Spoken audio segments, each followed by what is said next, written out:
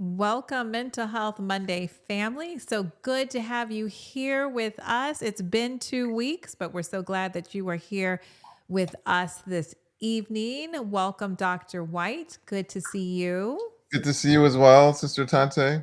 Yes, we are talking all we are talking all about men's mental health, and so we are continuing that conversation. So please share this link on your social media. Invite someone you know, men and women. Women are definitely welcomed, and we are inviting you to this program because as women, we need to know how to care for the men in our lives and not just take their sometimes quietness for granted and just think that everything is okay. Learn how to check in. And we're going to start with some of that here in just a moment.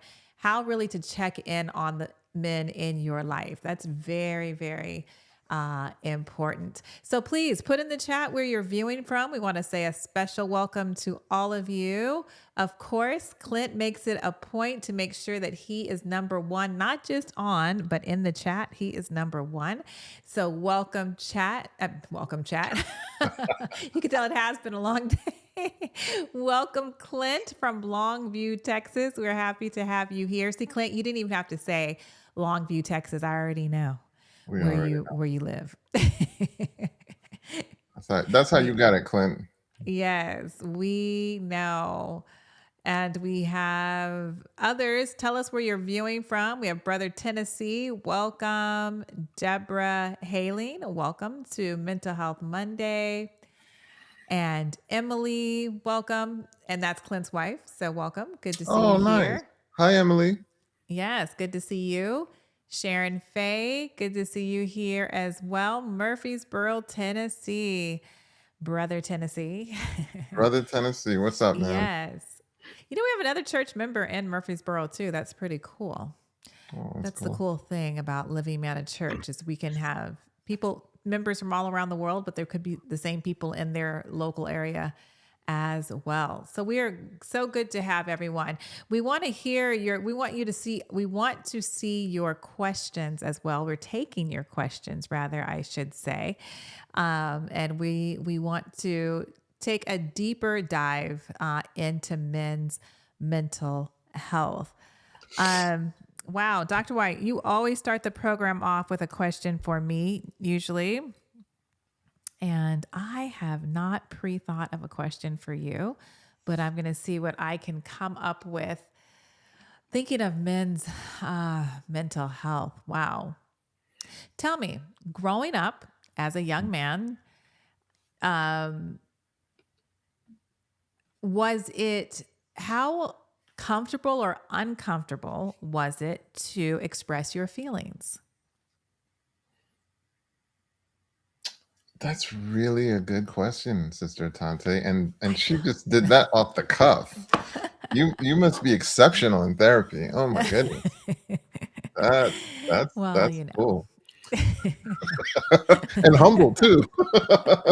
Very humble. No, no, no. Honestly, yeah, Oh, I'm really curious because I find it interesting how different men and women are, and I think God designed it that way. He designed it that way. So I just find it interesting. Not that all women find it easy to express their feelings, but definitely men tend to. Let me not taint the answer. Go ahead. You well, so answer. I was raised by a single parent mom. Okay. And it's I fell into a role where Okay. mom I was the son she enjoyed like talking to, and so to this day, so we lived in Brooklyn, New York. We lived in a Mhm. brownstone, and like you would kind of hang the clothing outside to dry and that kind of stuff. It's just Right. weird. You'd set up this clothing line, all this kind of stuff. Yeah. Well, I felt like as long as she was going to have the door to the apartment open, I wanted to be there with her, almost as security, like little me, 7 year old. Oh, What am I supposed to do? you felt like you had to protect her, of I course. had to protect her. My brother, he's definitely a protector, but he goes to bed early. so, Okay. so his shift ends early. Like he goes to bed early. To this day, my brother goes to bed early. But so my Good for mom would him. talk to me like in that time. Okay. And the relationship was such that she would talk, and it conditioned me to listen. It wasn't Mm. really bilateral. It wasn't like as much, okay, well, let me share my stuff. Obviously, I must have shared some stuff, but Right. where I really grew comfortable is listening and not feeling like I Mm. needed to talk. Preparing you to So be the mental health professional and a good husband later in life. well, well, well, and so, I mean, it's interesting because my ladies, my wife, my daughter, they're really good at making sure I'm telling them what I feel. Mm. So they'll talk and they'll share, but they will double back around and be like, "Well, but how do you feel? What are your thoughts?" And Right. so growing up, I didn't do a lot of that. I didn't I don't even know what were feelings. We grew up in the Mm. 1980s in Brooklyn, New York, height Mm. of the cocaine epidemic. Mm. The goal was survival. Like Wow. the goal was survival. We were driving around the neighborhood. First of all, driving. So because we were Mm. so heavily reliant on public transportation back then, Right.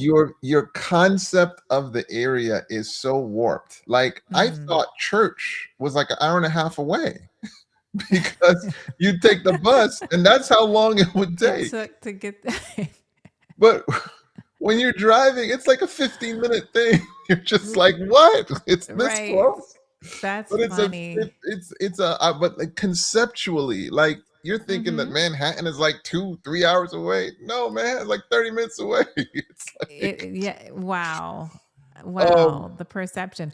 And Nurse Florence said Dr. White is an excellent listener. oh, she said that? Oh my She said goodness. that. She's told the world that you Props are to an you, excellent nurse. listener. Oh, that's but yeah, I mean, I gotta shout them out. They listen really well. So yeah, props Mhm. to you, nurse. So I wasn't that comfortable divulging feeling in the long and short of it. Especially Okay. because things were so survivor oriented. We had Right. other priorities. Mhm. Mhm. So you couldn't yes, you couldn't you felt like you couldn't focus on that because and it makes sense. You know, I'll take it further and you guys be thinking of your questions because I have a follow-up question for Dr. White. It's my turn. So how do you think that affected you because you were always in like, okay, survival mode, that I can't worry about expressing my feelings, even though I'm having these emotions, but I can't express them or show them or feel like not like you could not. How do you think that it impacted you You in your didn't adult life? you didn't know you had the emotions. Like they're so stuffed Mm. down, you Mm-hmm. don't even know you had the emotions. Mm. Like being able to say that shamed me. It Like you shamed you? don't Mm-hmm. like you don't even realize, oh, what you're experiencing right now is shame. Wow. There's nobody to go talk about that with. There's no man. I feel ashamed. Hey, well, there's nobody to say, well, tell me more about that. What Mm-hmm. does that mean to you? Like there Mm-hmm. was nobody like that.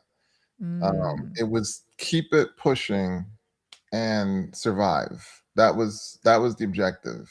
Keep There it was pushing. no explore your feelings, put a label on it, gain power over it, make sure it doesn't trigger you. Mm-hmm. Um, those that was the experience. Mm-hmm.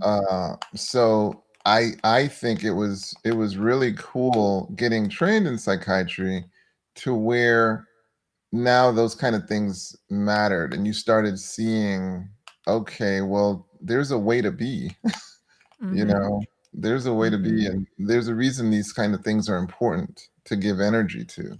Mm-hmm. Mm-hmm. I feel like I do have another follow up, but let me see. I want to see. Some are saying, some are commenting, and please put your questions in. And if you guys want to answer that same question, you are more than welcome. It was for Dr. White, but I feel like you guys are commenting in the chat.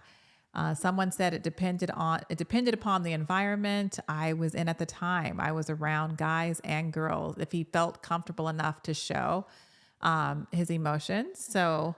That makes sense. That's fair enough. I do have a follow up question for you, Dr. White. I'm going to take it in a little bit deeper. So, not just being a male, but being a black male. Ooh, Hmm. ooh. How comfortable did you feel like that you could share your feelings and your emotions? Now, this is as an adult, and let's just say in the workforce. Now you bring it to the workforce. Hmm. So,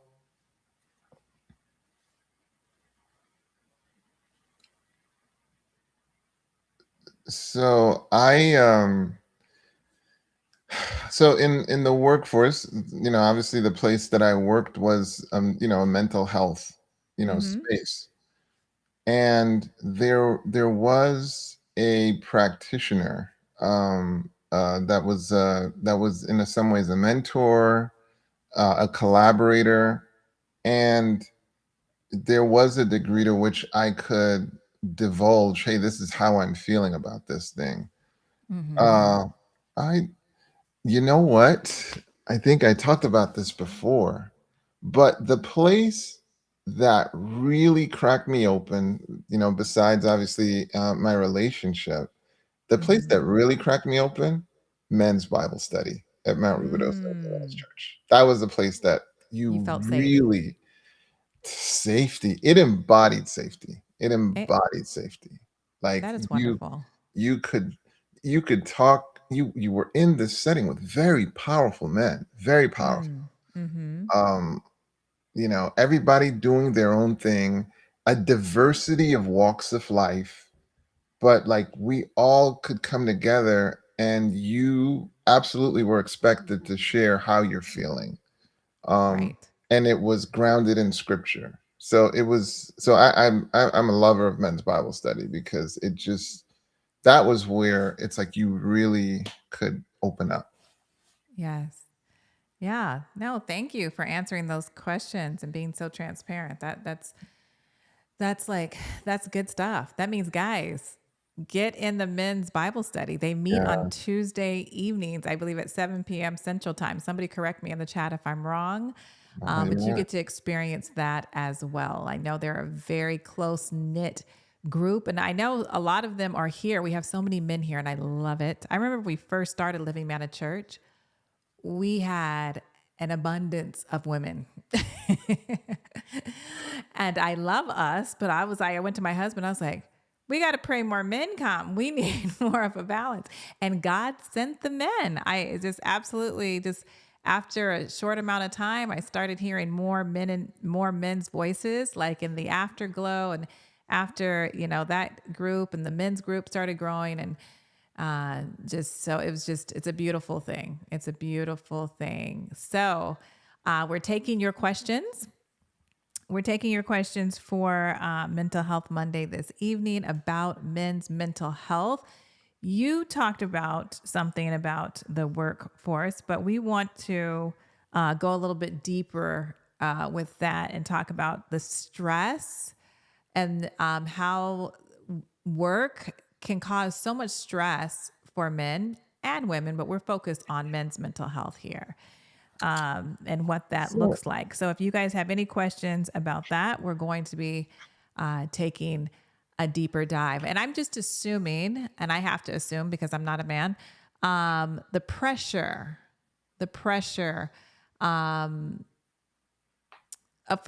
First, I think I've shared on here, and maybe I haven't shared on here. I think I did in one of our first segments. Just one day, it really hit me of all what it is to be a man and I'm not a man, but I just thought of what it must be like having the pressure of the provider, mm, being the provider. you Go ahead. I want to double back because you asked me about being a black man, right? Okay. And and I think this is a good space to like just address this. Mm-hmm. I think what's unique about being black is how easy it is to be misunderstood. So it's Okay. like people will have these ideas, but they won't necessarily say them. But there'll be like this Mm, question in their mind. They'll be like, look, other groups come here to the US and mm, in a moment, they blend in, they're doing well. Like, mm, why don't you guys do that? You got Asians who come over, you got like what is different about you? And I think mhm, it's a genuine mystery. Like like polite company, like they won't necessarily ask you, or sometimes they might ask you, but it's like they don't know the history. They don't know, hey, no, those people went through a special kind of slavery where they weren't just burdened together as a family. mhm. No, their communities were ripped to shreds. Right. And they don't know that, okay, and like even stuff like, well, how come you guys more lean towards Democrats today versus Republicans? But Mhm, Republicans freed blacks. They don't know the history, but then mhm, yes, but then the Republicans abandoned them mhm. to the Jim Crow South, and that abandoning led to the Jim Crow South. So that's why you're going to see more lean towards democracy, like to the Democrats. Democrats. They Mhm. they don't know we did have successful communities, okay, Right. that were subsequently burned to the ground, like Tulsa, Oklahoma. So, like, Right. they were doing, yes, the same way you guys came and you started building up communities. The only difference is your communities weren't burnt down. Um, Absolutely. you see how Absolutely. you guys can apply for loans. Yeah, we were redlined, and the communities we Mhm. lived in, they were identified as, no, you're not going to get a loan. Right. Yeah, we went and we fought for the country. We yeah. And then Mhm. when we came back, we didn't get the benefits of that. Like, so that history, it's just not known. And where No, would it's you learn it, not. by the way? Where would you learn it? So you're looking at this person and you're wondering, why aren't you as advanced as quote unquote you should be? Mhm. And there's an answer that we don't have time to discuss.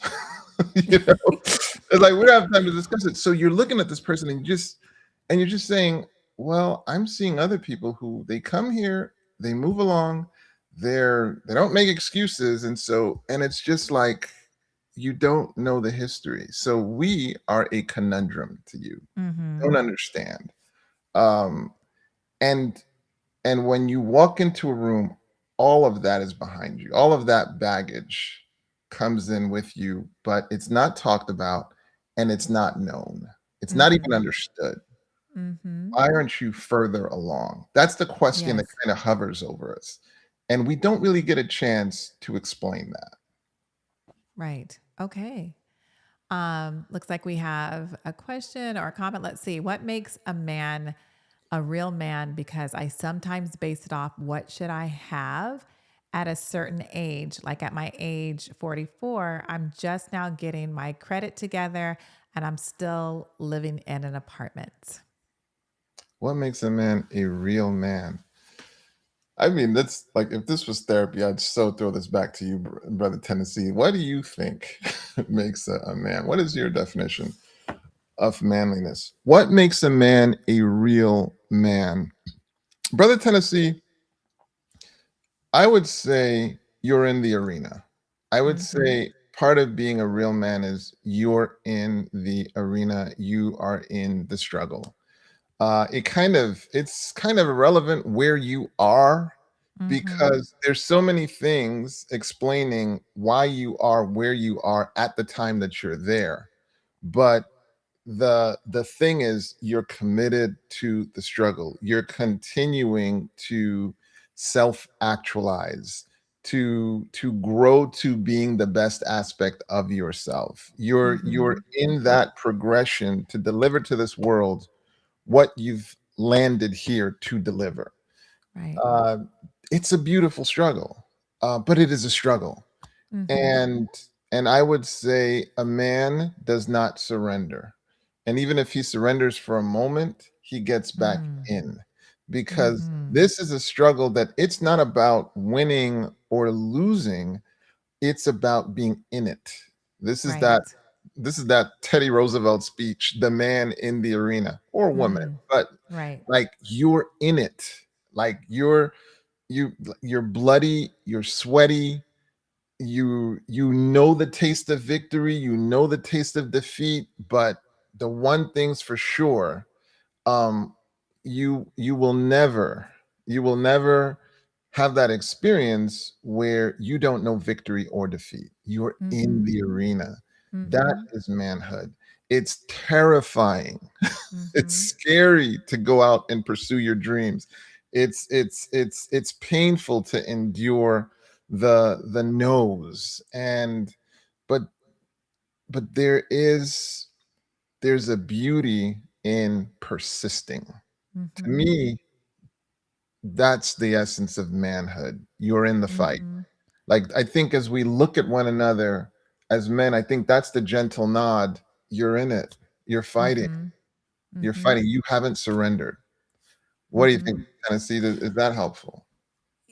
Yeah, I agree with you 100%. And with Brother Tennessee, I would just tack on to that and say, you're saying you're 44 years old and you're working on your credit. That's step one. If you ever want to not live in an apartment, which is perfectly fine. I have my son-in-law who's always trying to educate me on he was a business major, and so he just sharing some different and he's an entrepreneur as well, owns his own business, and he's expressing and sharing with me a lot of different things that a lot of economists are saying. Like, in our society, we put it out there, and this is not telling anyone to not buy a home. I mean, we bought our home, and I see the benefits of buying your own home for sure.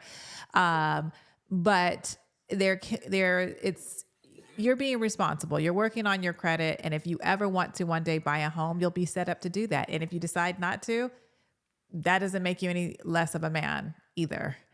Um, so I would say those things that you mentioned, that I agree with Dr. White. Like, you're in the fight, you're trying to just better yourself, and you're very aware, and that makes you a man in my estimation. That you are trying to do the very best, and you're making strides to do that. That's very respectable. Like, nobody can disrespect that, or should not disrespect that. And he followed it up with, that helps because I normally used to base it off my living situation, because I look at other men and see what they have at a younger age or even older accomplished, and here I'm just getting started. And I I have no trouble looking at the success of other men. I have no trouble with that. I draw Mm-hmm. inspiration from it. Mm, I draw inspiration. I mhm, first of all, I feel sincere gratitude and happiness for them, and I'm mhm, grateful because I'm like, "Oh, that's inspiration. Okay, that mhm, helps me answer the question about what that will be like." Um, so it's not discouraging at all, but, by the same token, though, the goal is really and truly move forward with your process and don't let someone else's experience paralyze you. What whether Wh- However, however you experience it, make sure it fuels forward progress.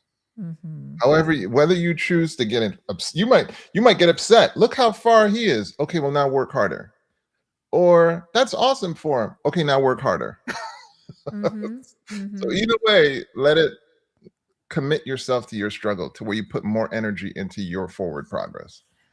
Right. And I would say just one more thing, setting your own goals, and it doesn't have to match with anybody else's. Your goals are your goals, and you have your goals, and you put your head down and you work hard at meeting those goals. That is respectable as well.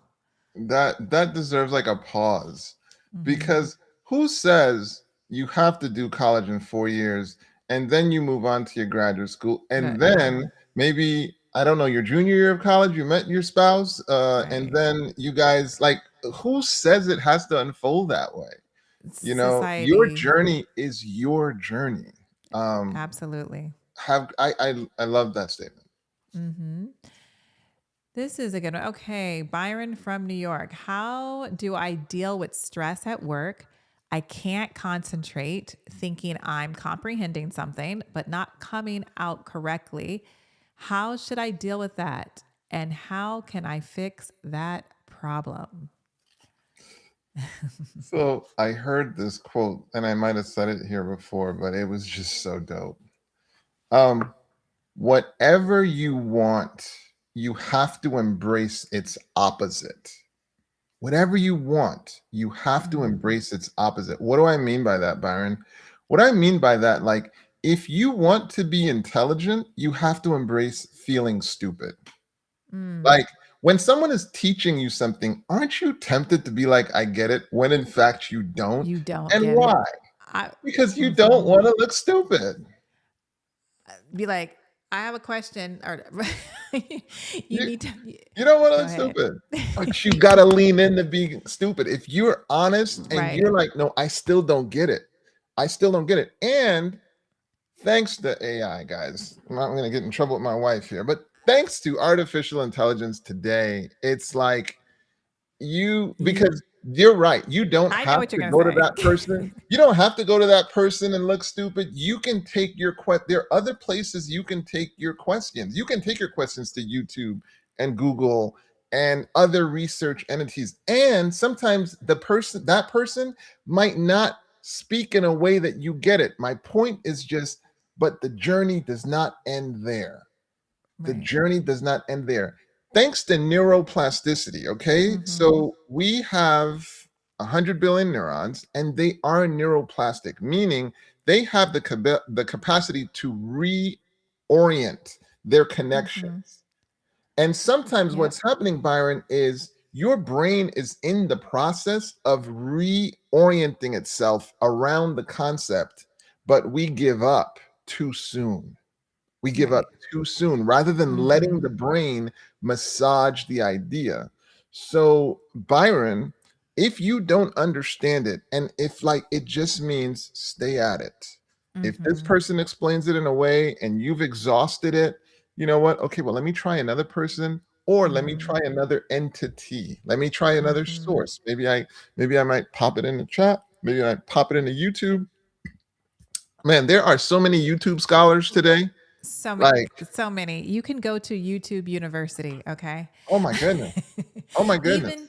no, I mean, honestly, I mean, you can't really get a degree, but you can learn so much. I mean, sometimes when I have questions, I mean, it's definitely chat, and it's definitely out at YouTube, and especially like if you're wanting to do things, there's so many things you can do. YouTube, I totally believe in YouTube University. But I want to say to you, Byron, everybody comprehends and learns differently. And unfortunately, in our education system, and I know you're in a job, you're not in school, but in our education system, they want to have like this cookie cutter teaching method. So many people fall through the cracks that are so intelligent, but just were not taught in the way that they process and comprehend and learn. And I was just going to say that, sometimes some people can just hear something, somebody say at one time, hear something, and they got it. Other times people have to write things down, hear it and write it down, go over it, process it, whatever. It's all different learning techniques. And so, if you're at work, write it down. Write it down, whatever it is you're trying to, if your boss is telling you something or whatever. And I don't know if that's your learning style. I have no idea, but I'm just saying that could be a way to help you. But I agree with Dr. White. And well, before the even writing down, ask the question. Don't be afraid to ask questions. There's no, and we've heard this so many times, but there's no question that is a stupid question or a dumb question. You could ask, instead of asking it like, "Oh, I didn't understand that," you could say, "Oh, could you please clarify so I make sure that I got it exactly the way you want me to do this." As a boss, I'm not a boss. Actually, I don't have employees, but I would love for even my kids when they were younger to be like, "Oh, could you clarify that? Make sure I got it right, mom." People just want to know that you're excited to hear or what they were telling you to do, and to make sure that you're doing it right so that you do a very good job. You can't go wrong. And a boss will respect that. It'll be like Byron's always trying to make sure that he gets it right, and he makes sure that he asks more questions. Again, that's respectable. Well said, sis. Well said, sis. So we've told you what you can do. Byron, I want to tell you what not to do. Don't let the frustration lead you to give up. Okay. Mm, Don't let the frustration lead you to be unkind to yourself and say, okay, well, there must be something wrong with me or blah, blah, blah. Don't let it lead you to be unkind. Be kind to yourself. You know what? I just need another turn. I'm one of these mm, people that, but when I get it, then I get it. The other thing, and the most important of all, is don't let the frustration lead you to self-sabotaging behavior. Don't let it absolutely. lead you then to doom scrolling or program binging, and you know that there's work to do, or some other addiction. Because that's what'll happen sometimes with the frustration is like you get all frustrated and you're like, well, Mm-hmm. I don't want to do that. Just when the brain needed one more time, it needed Mm-hmm. ongoing engagement. It needed you to give it the synapses. And then what's also cool is when you get that good night of sleep.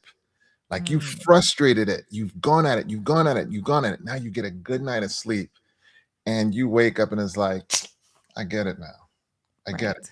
Because the brain has now consolidated and repackaged it, Mm-hmm. facilitated the synapsing. And now, okay, now here you go. Okay, now I can do it. It Mm-hmm. doesn't happen in necessarily one night, but I'm just saying harness Mm-hmm. everything and don't give up. Don't give up. Yeah, hope that helps, Byron. All right. I love this question. As a wife, how do you help your husband deal with his stress once he comes home and he withdraws from, withdraws from From me, me because he is he's so stressed stressed out. out? Great, great question. Love it that the women have shown up here as well on how to support the men in their life. This is wonderful. Um, First of all, giving your husband time, because giving him time to decompress coming from work, like make the coming home just a beautiful experience, if you will. Like his entry into the home is just like, you know, giving him a big hug, not demanding anything of him at not at that time. Meaning, like, give him some time to decompress, relax, and just be out of, if the workplace is a stressful place, now he knows that the home is this beautiful, relaxing, positive space that he is in, and he can just relax. That's the way you can support him. And then give him an hour, maybe an hour. Maybe some don't need that much, but an hour could help just to relax, and to make him feel he doesn't have the stress that he just was at for maybe 8 hours. And home is just this lovely, beautiful place. Not bombarding him with a whole bunch of, oh, can you do this? And you forgot to do this. And, just, I mean, you can, if you can give him if you're a massager and you like to give him a massage, rub his feet. I don't know if he's like, just tell him how much you love him and appreciate him, and just make him be so happy to come home from that stressful place. You're saying don't encourage him to go back out. He's got such a bad experience. Is that what I'm hearing you say, Sister Tante? Well, just make him be so excited that home is so much less stress than work. And it's just, yeah, it's just a different space. Yeah, you don't have to just like, so many times we don't think about the workplace and men, and even for women, but when they come home, it just should be a different setting. Work is going to be doing work stuff, but home should just be a lovely place. Shout out to Nurse Florence because this is my experience, right? So kind of like This is what she midday. does for you every This is day. this is what she does for me most days. It's not every, but most Okay. days. So you get a text midway through the day. How's your day going? You know. Oh, that's Um, sweet. so now she can kind of gauge. Okay, how's your day going? And then, okay, what time? Give me an ETA. Mm, And so then I can text and be like, okay, well, I'm leaving work now. And so you walk in and she's got this delightful smile, right? Delightful Yes. smile meets me at the door, nice juicy hug. Sometimes. Um, and when her process is dialed in, she may literally have dinner set out. She may Oh, beautiful. literally And she's have a it good cook. I set remember out. the one time I came to your house. But the funny thing is that she doesn't even consider herself a good cook, but it's like Really? delicious stuff. It's It's great. like delicious stuff. And you know what's funny? Like, what this is hysterical. So I love my wife's attention when I'm in her presence. It's like, I don't want you focused on Mm. anything else. I want, it's hysterical. And so she might be looking at her phone and this is embarrassing, but I'll own it. This is so embarrassing. So be like, "Hey, what are you looking at?" "I'm looking at a recipe." It's like, so I'm jealous of the attention she's diverting because she's actually working on something for me. So props to you, Nurse Florence, and props to Alexi too, our daughter, because they'll literally be like, "Okay, do you need me to pick something up? Because I want you to be able to come directly home. I don't want you to have to stop, pick anything up." Right. So props, but they put serious intention into making it a wonderful experience. And when mom was cooking for me, it was the same thing. It was like, "Hey, what's your ETA? Here's what we're doing." So I mean, that's dope. I Mhm. would say to the prior question, T, like when things are going well and in a moment of peace, ask him, ask him, what would you value? What would you value in a homecoming experience?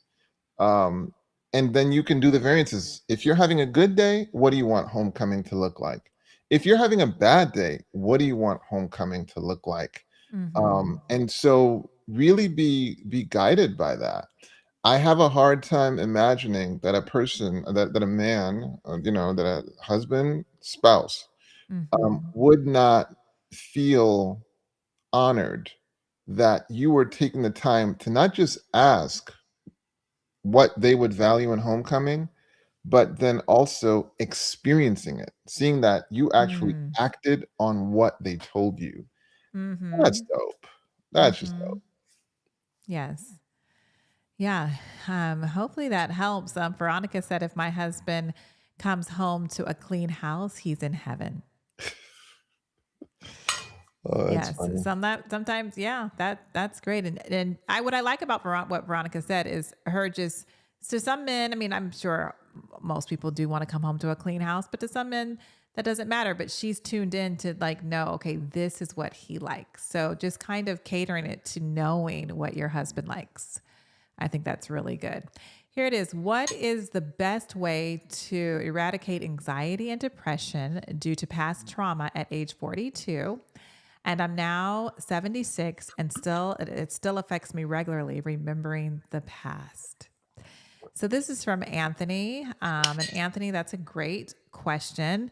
And it's really something, since you went through some past trauma at the age 42 and 76, that's 30 plus years. So this is really something that you should reach out to a mental health professional in your area so that you can work through it because it's going to take some time. I don't know what the trauma was, but you've been holding it. It's been affecting you for a little bit over 30 years. And so taking that time to really go through it and let a mental health professional help you with that would be the very best thing to do. Sister Tante, why don't you pull the curtains back a little bit and share? He steps into a therapist's office, a good therapist. What's gonna happen? Like what can he anticipate to help him deal with this anxiety and this depression?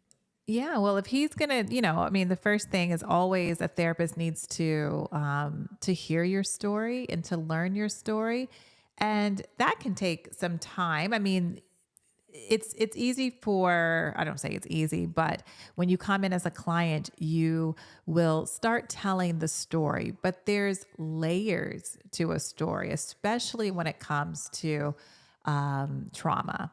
And so just the therapist is gonna, they should make you feel very comfortable and safe to where you feel comfortable sharing the trauma, especially if you've never been to therapy before and you've never spoken to anybody about this trauma, and now you're talking to a total stranger. That can feel very scary and awkward. But a good therapist is going to make you feel very comfortable and safe, and you will be able to share your story.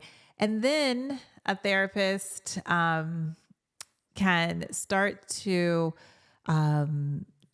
just really understand your trauma and how that is exactly impacting you as a 76-year-old, and to start to work on a treatment plan to help you deal with your anxiety and your depression, and um, even begin not just to treat it, but to start the healing journey that you can start with your therapist.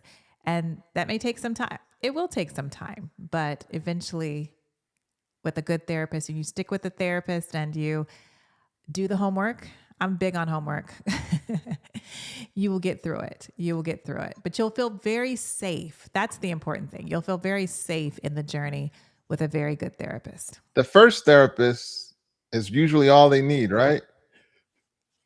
If you find, if your first therapist is good and you're feeling safe and that you feel like the alliance and the connection that you have, but that's not always the case. It's rarely the case, right? It's Yeah. rarely the case. So Mm-hmm. so be prepared for that.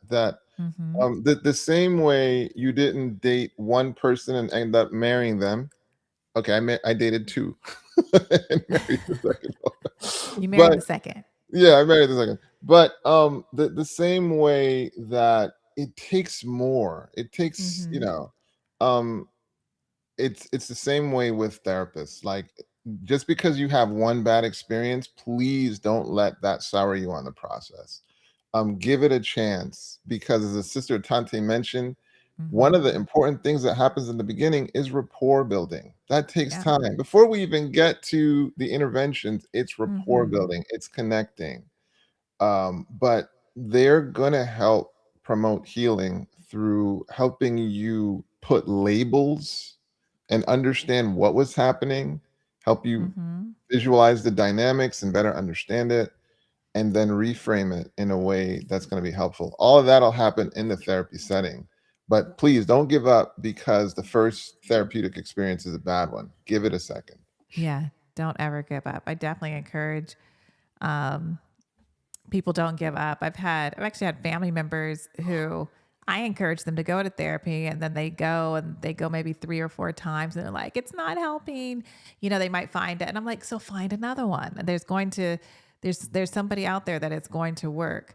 Um, yeah. Sometimes, I mean, this specific person wanted more directive instead of indirective type of therapy, where they were telling them things that they, should be doing or could possibly do.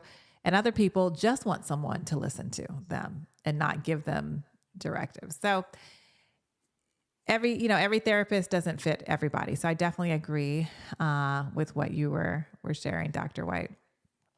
So I'm yes, Brother Tennessee, this is interesting. He says, I have two therapists. One is a woman and one is a man. And I try to get perspective from both sides.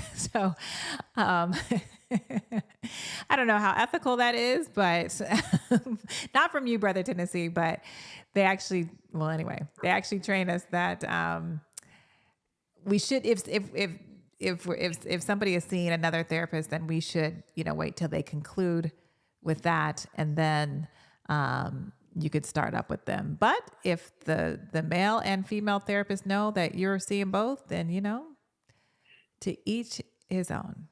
How do I explain to my fiance what irritates me because of pet peeve as a man? When I ask her a yes or no question, I mean yes or no, gives me an answer that has nothing to do with the question.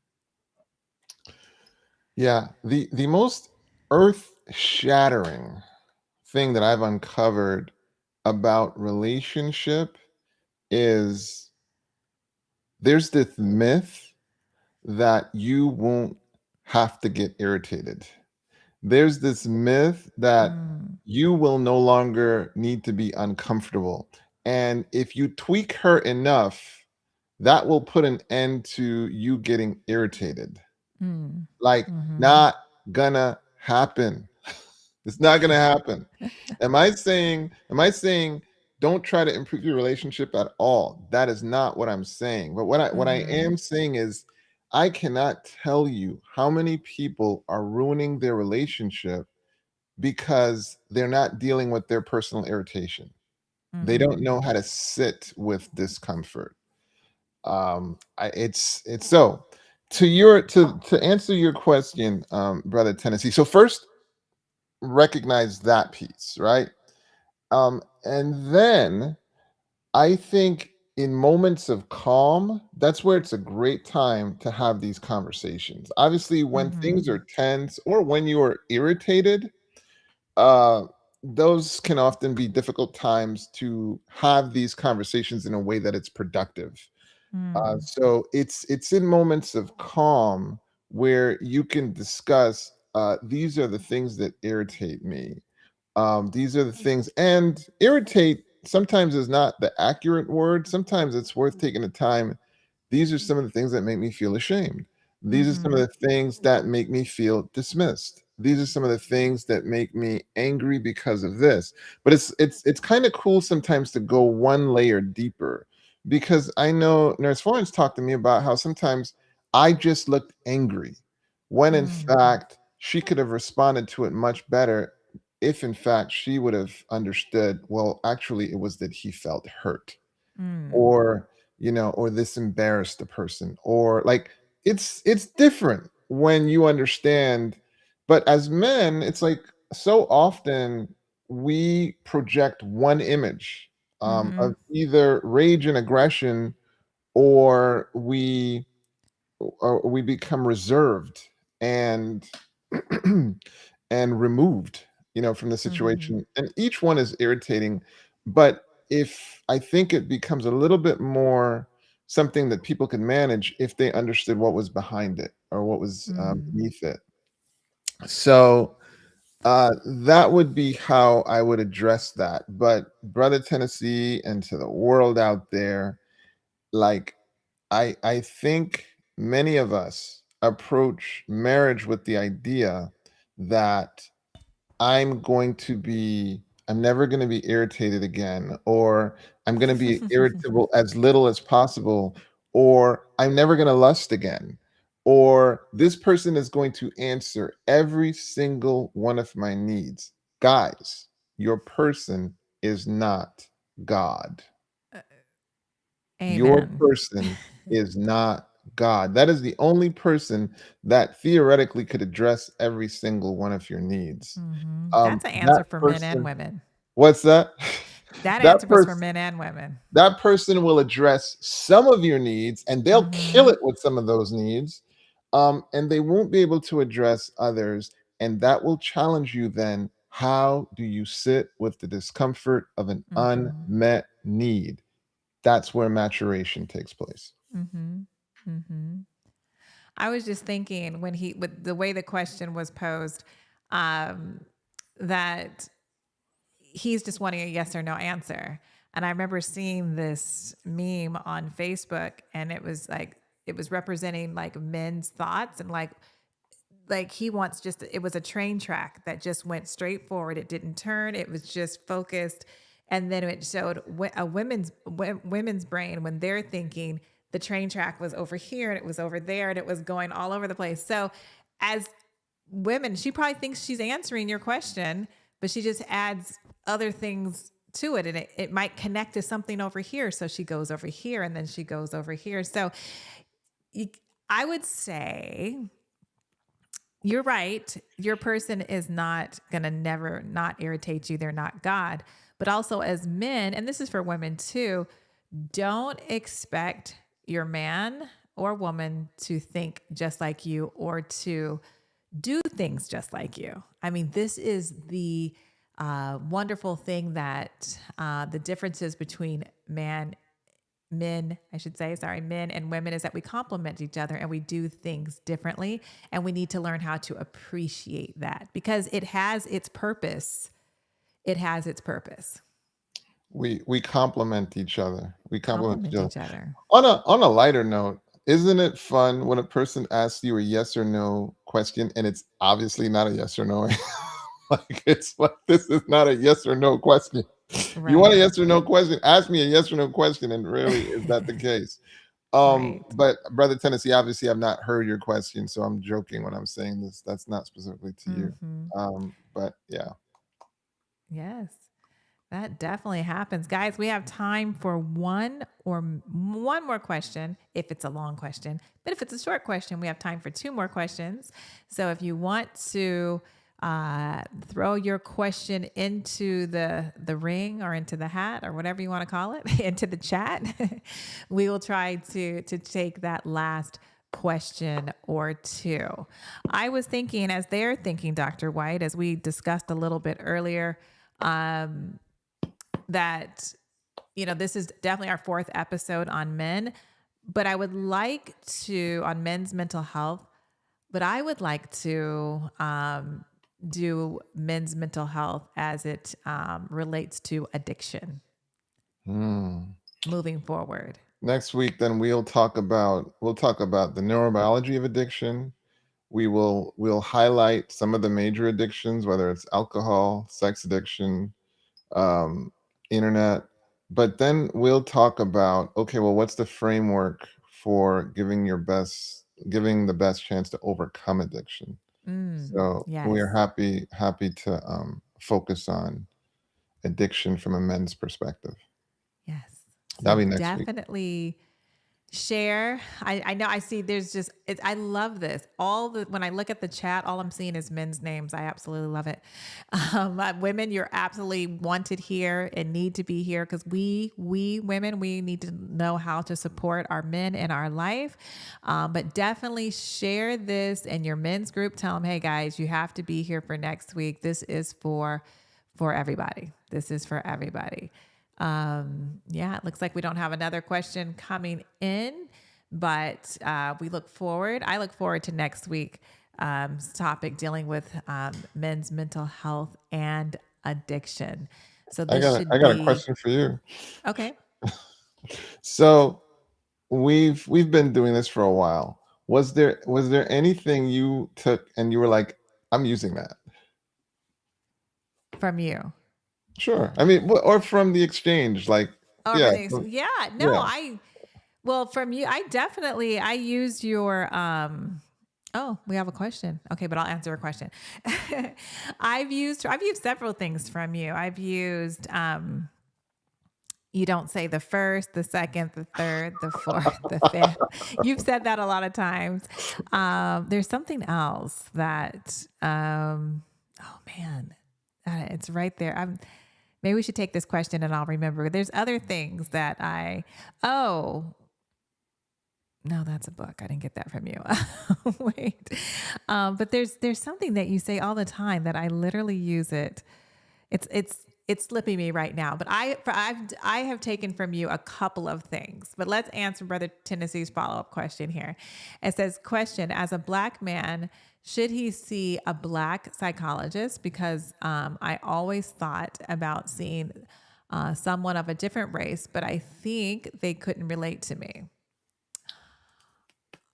I will say, I don't think it's definitely not a bad idea. I mean, there's great psychologists and therapists who are of other cultures, but you can definitely find someone within your culture that will relate culturally, that will understand more of the nuances of being a Black man. And I'm gonna let you answer as well, Dr. White, but I can say when I was in the Bay Area doing therapy, there's tons of therapists in the Bay Area. There's not a ton of Black therapists. I was in South Bay. South Bay? Yes. And I would have people come from East Bay, which is like the Oakland, that area. And you're driving, you're driving 45 minutes to an hour, probably an hour, depending on traffic, it could be more too. But it's like some people want to be with someone that understands the culture and the things that they face. But there's awesome therapists of all cultures. And so it just depends. I'm sure maybe like if a Chinese person who is just first generation or maybe even second generation, they might want to see a Chinese therapist because a Chinese therapist thoroughly understands their culture. Nothing wrong with that. Yeah. What are your thoughts, Dr. White? Well, thank you, Sister Tante. So the deciding factor in having a quality experience in your therapeutic experience is the therapeutic alliance. Hmm. So there is a bond that you get to form with that therapist. That's going to be the deciding factor in you getting the outcome you want. Now, the essence of that bond comes from, are they competent? Are they compassionate? Do you feel like they care and they care Hmm. about you? So, and obviously, the more they can understand your context, the better that bond is going to be. So I want to give you those guidelines so that you can then pursue it. So I don't care if the person's from my old neighborhood, right? They get me. They might even be my denomination. But if they don't have the skill set, if they don't have the skill Hmm. set to address the issue I need, um it's gonna fracture the bond. It's the therapeutic alliance is definitely gonna suffer if it's clear to me they can't really help me. uh Hmm. but that said, if they can understand me, if they meaningfully respect who I am and what I'm about, and they have the clinical competency as well Hmm. as the cultural competency, then yes, there is going to be an advantage to them more effectively helping me with my issues. Hmm. And there's research documenting that as therapists, we're not as objective as we think we are. Hmm. We come with bias. We have Hmm. biases. They've documented that now. Hmm. So it's like we can Hmm. safely say it.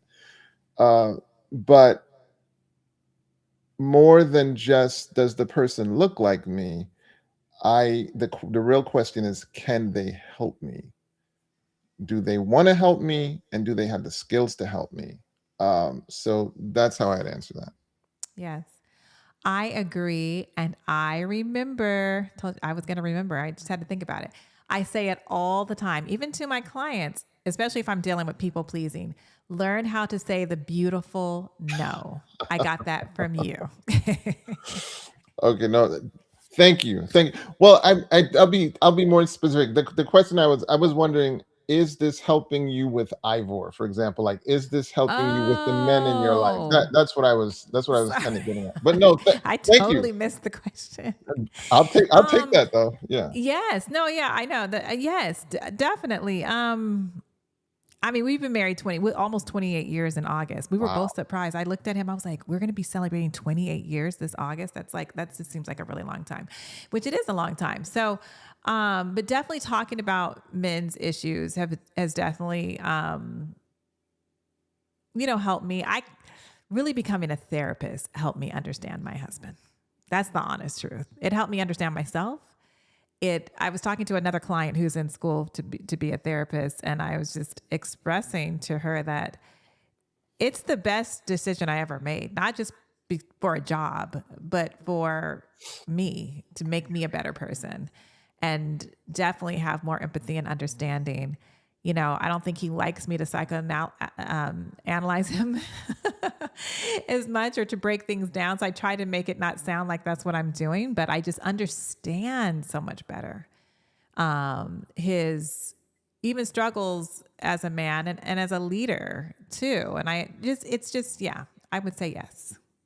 Oh, that's dope. Oh, that's Yes, dope. for sure. Sorry I didn't understand it first, but at least you got to hear the two things that I used from you. That's why I didn't want Yes. to interrupt you. I was like, yeah, you going ahead. Yeah. Yeah, I keep saying all the great things I've taught you.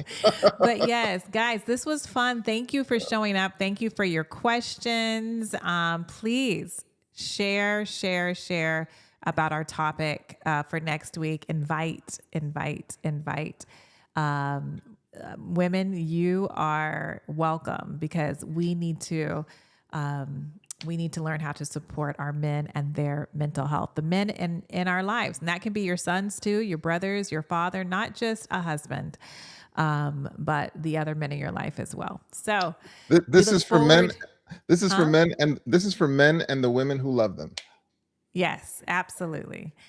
We look forward to seeing you guys next week. Have a wonderful evening. Take care. Bye bye.